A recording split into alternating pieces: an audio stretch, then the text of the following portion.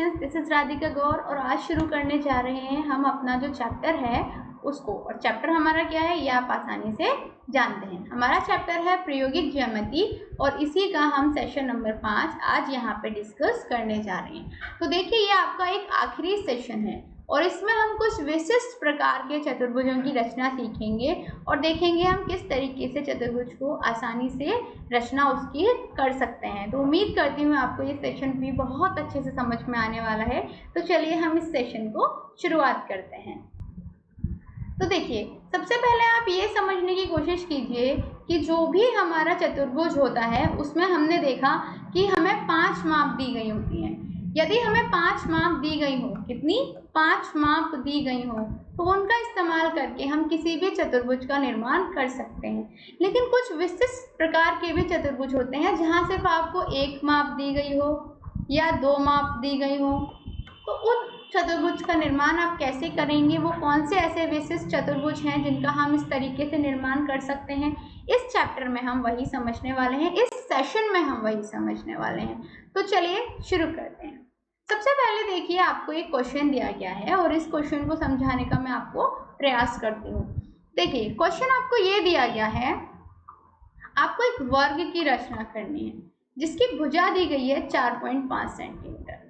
अब देखने में तो आपको यही प्रतीत होगा कि आपको सिर्फ 1 माप दी गई है क्योंकि आपको सिर्फ एक भुजा के बारे में बताया गया है। लेकिन यदि आपको जो वर्ग है उसके गुणों के बारे में जानकारी है तो अभी आपको ये समझ में आ जाना चाहिए कि जो वर्ग होता है उसकी चारों भुजाएं एक दूसरे के बराबर होती हैं। तो इसका अर्थात क्या हुआ कि हमें सिर्फ एक भुजा के बारे में नहीं, हमें चारों भुजाओं के बारे में जानकारी दी गई है। मतलब कि यदि हमारा कोई भी वर्ग है ABCD, तो हमें AB भी कितना दिया गया है 4.5, BC भी 4.5 दिया गया है, CD भी 4.5 दिया गया है और DA भी 4.5 दिया गया है। अच्छा, इसके साथ में आपको एक चीज और पता होनी चाहिए वर्ग के गुणों से ही कि जो वर्ग होते हैं उनके बीच में समकोण होते हैं। क्या होते हैं? समकोण होते हैं। मतलब हर कोण कितने का होता है? 90 डिग्री का होता है। ये चीज हमें, ये इंफॉर्मेशन वर्ग के बारे में है। तो देखिए हम किस तरीके से एक वर्ग की रचना कर पाएंगे। तो सबसे पहले हम क्या करेंगे, एक लाइन खींचेंगे AB, कितने सेंटीमीटर की? 4.5 सेंटीमीटर।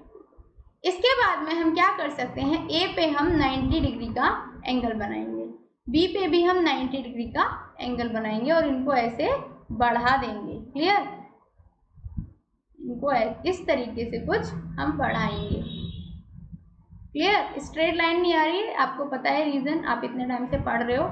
ठीक है, आप अपने जब स्केल से बनाएंगे, जब आप स्केल से बनाएंगे तो ये जो लाइन है सब स्ट्रेट ही आएंगी। क्लियर?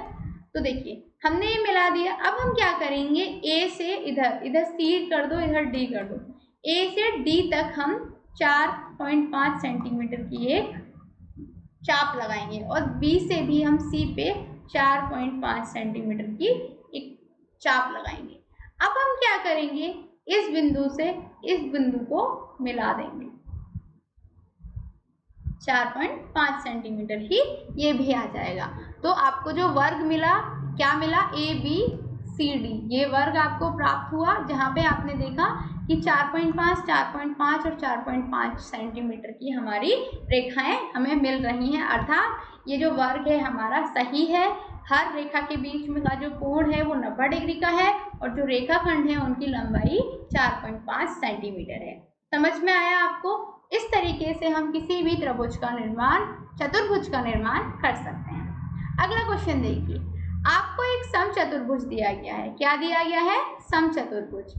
एक समचतुर्भुज की रचना आपको करनी है। क्लियर? ABCD एक समचतुर्भुज आपको बनाना है जहां AC दिया गया है आपको 6 सेंटीमीटर और BD दिया गया है आपको 7 सेंटीमीटर। क्लियर?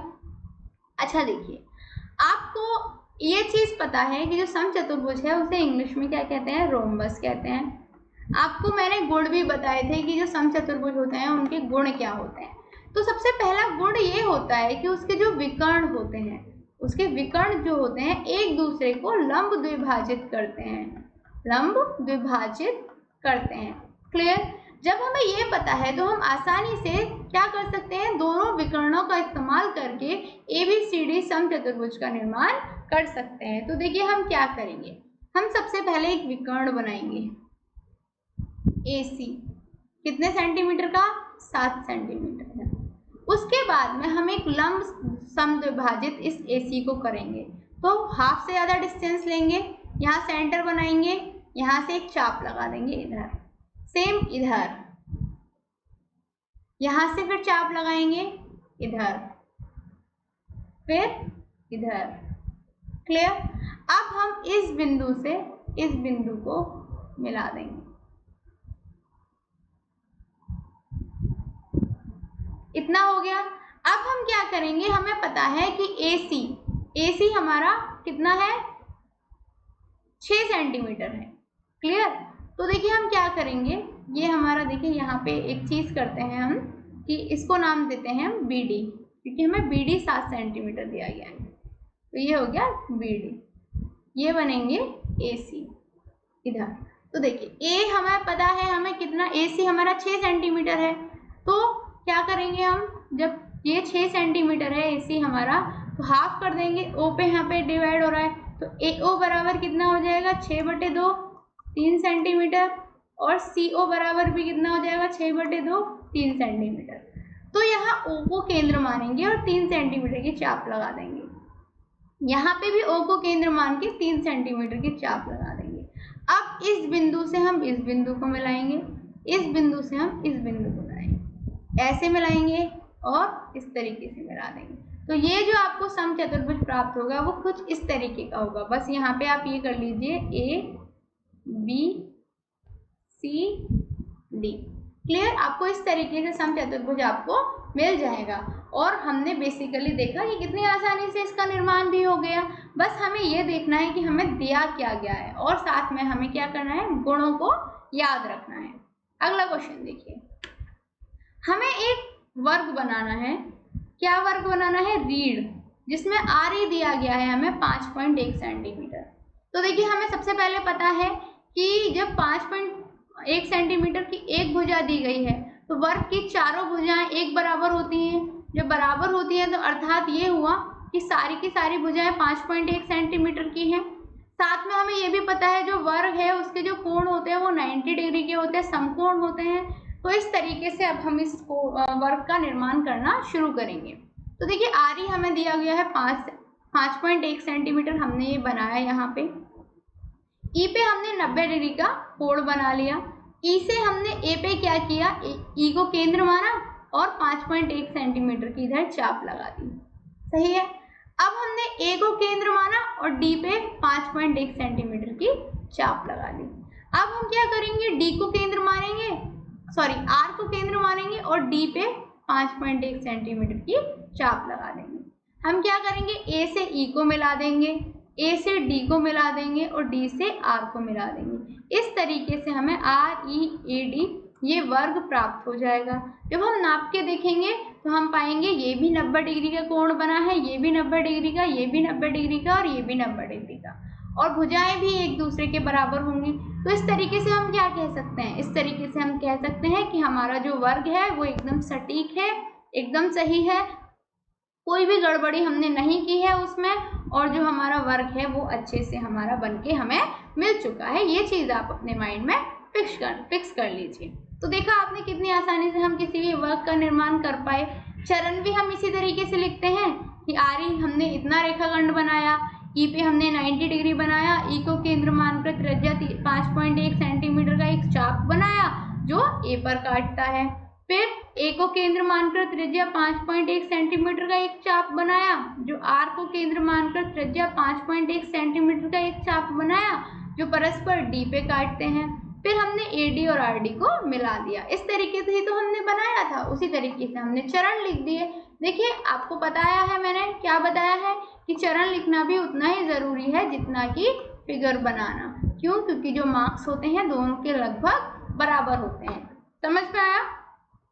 चलिए अगला क्वेश्चन देखते हैं।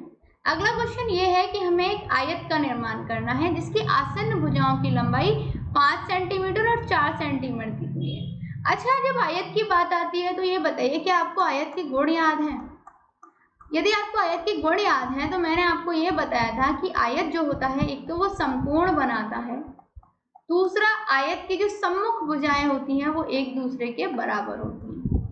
तो आपको ये लग रहा होगा कि यहाँ पे सिर्फ 2 माप दी गई हैं, लेकिन ऐसा नहीं है, हमें यहाँ पे 5 माप दी गई हैं। कैसे दी गई है? हमें चारों भुजाओं की लंबाई भी ज्ञात है और हमें एक कोण भी ज्ञात है। इस तरीके से हम हमारा जो आयत है उसका निर्माण कर पाएंगे। कैसे कर पाएंगे देखिए, सबसे पहले हम सपोज करेंगे कि हमें MN दिया गया है 5 सेंटीमीटर का। क्लियर। इसके बाद में हम क्या करेंगे, M पे लंब बनाएंगे, मतलब 90 डिग्री का एंगल बनाएंगे। N पे भी एक लंब बनाएंगे, मतलब 90 डिग्री का एंगल बनाएंगे। इनको हम बढ़ा देंगे। क्लियर। तो देखिए, जब ये 5 सेंटीमीटर है तो इसकी आसन्न भुजा ये है, ये 4 सेंटीमीटर की होगी, ये भी 4 सेंटीमीटर की होगी। और हमें अच्छे से पता है कि 4 सेंटीमीटर की भुजा है तो हमें चाप लगानी पड़ेगी। तो हम N पे क्या करेंगे, 4 सेंटीमीटर की चाप लगा देंगे। M पे भी हम 4 सेंटीमीटर की चाप लगा देंगे। इसके बाद हम इस बिंदु से और इस बिंदु को मिला देंगे। कितना हो गया, 5 सेंटीमीटर का। तो हमें यहाँ पे MNOP ये हमें हमारा आयत बनके तैयार हो गया। अब इसके चरण लिखने की बारी है, तो आप लिख सकते हैं कि MN बराबर 5 सेंटीमीटर का एक रेखाखंड बनाएंगे। फिर बिंदु M और N पर लंब बना सकते हैं। फिर M को केंद्र मानकर त्रिज्या 4 सेंटीमीटर का एक चाप बनाया जो MP को P पर काटता है। N को केंद्र बनाकर त्रिज्या 4 सेंटीमीटर का एक चाप बनाया जो NO को O पर काटता है। फिर उसके बाद हम PO को मिला देंगे। क्लियर। इस तरीके से MNOP हमें मिल जाएगा। कोई कंफ्यूजन ऑब्वियसली नहीं होनी चाहिए। अब आप देखिए आगे क्वेश्चन क्या है हमारा कि हमें एक समांतर चतुर्भुज OK बनाना है, जहां OK बराबर इतना दे रखा है, KA बराबर इतना दे रखा है। तो देखिए, आपको देखिए सबसे पहले चरण लिखना सिखाती हूँ। चरण में आप लिखेंगे कि एक रेखाखंड बनाएंगे, OK बराबर 5.5 सेंटीमीटर का रेखाखंड बनाया। क्लियर। हमने सबसे पहले क्या किया कि हमने OK को 5.5 सेंटीमीटर मान के एक रेखाखंड बना दिया। अब हम क्या करेंगे, एंगल K बराबर 90 डिग्री बनाएंगे और ऐसा करके K को मानेंगे केंद्र, K को केंद्र मानकर 4.2 की चाप लगाएंगे। क्लियर। जो A पर काटेगी, जो A पर काटेगी। क्लियर। इतना समझ में आया आपको? तो हमने OK बना दिया और KA पे 4.2 सेंटीमीटर की एक चाप बना दी। इतना फिगर बन गया। इसके बाद में हम A को सेंटर मानेंगे, A को केंद्र मानेंगे,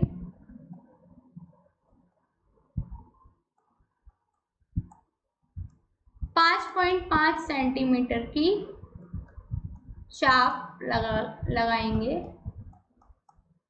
जो Y पर काटेगी। क्लियर। इसके बाद में हम क्या करेंगे, O को केंद्र मानेंगे,